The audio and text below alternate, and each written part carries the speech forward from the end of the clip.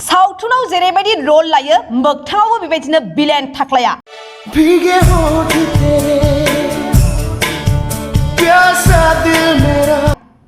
बर' सावथुन मुलुगनि गुबुन सासे मिथिसार जानाय फेस्ला फावगिरि होननानै बुङोब्ला थाख्लाय एबा प्रजित नार्जारिबो सासे बर' सावथुनफोराव फाव खालामनाय थाख्लायनि गुबै आखुथाया दायो सोराङाव फैबाय नोंगौ दिनै जिनाहारि खालामनाय दायावनो थाख्लाया हमजाबाय होननानै खौरां मोन्दों क'क्राझार पुलिस थानायाव केस नं 501/22 U/S 363 IPC आरो section 370 bracket IV/370 bracket A bracket 1 376 bracket 3 IPC R/W 6 पक्सो एक्टनि गेजेरजों थाख्लायखौ पुलिसआ हमनाय जाबाय गसर बायदिब्ला थाख्लाया सासे उन्दै हिनजावसाखौ जिनाहारि खालामनानै खारखुमाना दंमोन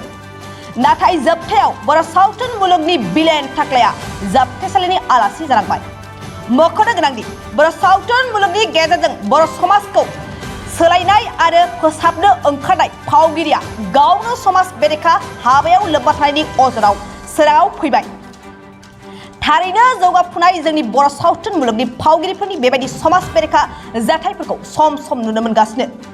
बे बाथ्राखौ मख'नाया जोबोरैनो गोनांदि गावनो गाव आखल आखुखौ फोसाबनानै लानो हायाब्ला जोंनि बर' सावथुना बोरै जौगानो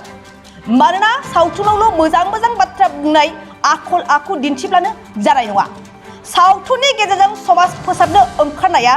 जोंनि गासै बर' सावथुननि महरगिरि फावगिरिफ्रा सोदोमस्रि गोनां आरो आब्रुथि गोनां जानांगोन चिराङाव सावस्रि सिबिथायनि थाखाय मोनसे मोजां फाहामथायनि राहाखौ लानानै फैदों SD क्लिनिकआ आथिखालाव सुबुंनि देहायाव नुजाथिबाय थानाय डायबिटिस बेरामनि थाखाय मोजां फाहामथाय होयो SD क्लिनिकआ चिरां जिल्लानि SBI काजलगाव ब्रान्चनि लांगोनायाव फसंनाय SD क्लिनिकआव डायबिटिस बेरामनि अनगायैबो फाहामथाय होबावगोन लिभारनि जेंना आरो माखासे सरासनस्रा बेमारफोर बे SD क्लिनिकआव डायबिटिस बेरामनि फाहामथायखौ होगोन जर'खा फाहामगिरि डक्टर समित देबा नोंथांमोना फुं आरो मोनाबिलि समावबो बे क्लिनिकआव फाहामथाय लानो हागोन डक्टर लेबरेटरि मुलि ECG सिबिथायनि खाबुफोरखौ बे SD क्लिनिकआव मोनजोबगोन जुदि SD क्लिनिकआव रायजो राजाफ्रा गाव गावनि देहायारि जेंनाखौ फाहामथाय लानोबा नैबे मबाइल नम्बर 7002293924 एबा